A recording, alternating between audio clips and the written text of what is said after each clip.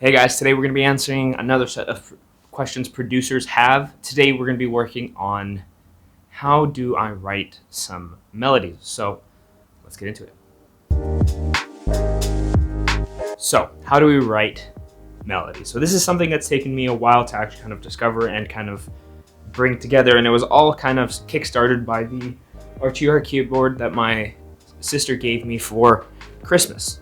Sorry, that is not very stable. Actually getting physical with the keyboard and playing notes out really helped kind of develop this.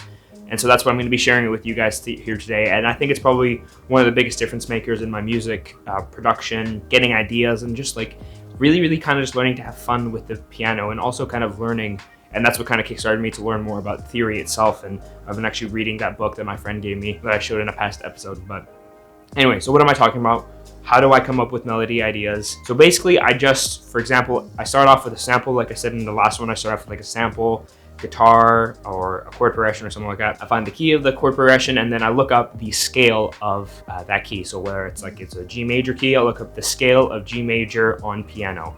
And then I'll list all of the notes out that you can play safely. Obviously, you can go outside of the scale for certain things and stuff, and there's always exceptions to every single rule, but in my case I try to stick into it until I actually kind of develop. And so basically what I do is I have the thing opened on my other computer over here, the scale, and then I just mess around with the keys, and I'm not judging my work at all. And this is one of the most important things I think throughout all of these steps, at least when you're making music, not to judge any of your ideas too soon, because it takes a while for it to actually develop into something that means something, or develop into something sonically that actually makes sense. So basically I open it up and I start testing out different keys, back and forth, up and down. I put in an arpeggiator, reverb, compressor, and then I just start messing with the keys, back and forth, trying to do arpeggiator with my hands. And then if I'm not really feeling anything, and if I can't really come up with something, I start changing my approach. Whether it's I switch the sample, or I do something to the sample, and then look for inspiration from that sample to go off of.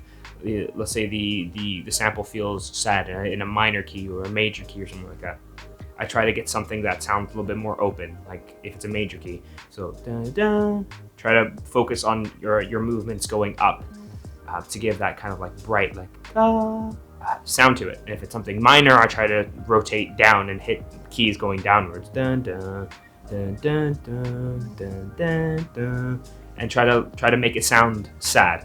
And I know this is all kind of like ambiguous, and if you haven't really messed around with a full-length keyboard or keyboard at all, it doesn't really make much sense. But once you actually start like practicing and kind of using this technique a little bit more, it makes a lot of sense when if you can have a happy chord progression, and then if you try to make a sad, sometimes it works, sometimes it doesn't. Obviously, there's exceptions to all of these. But yeah, I think that's one of my most important tips, guys, and it's really made a difference for me when I'm making music and when I'm actually trying to make melodies that means something. And it's the same thing with what I do in guitar.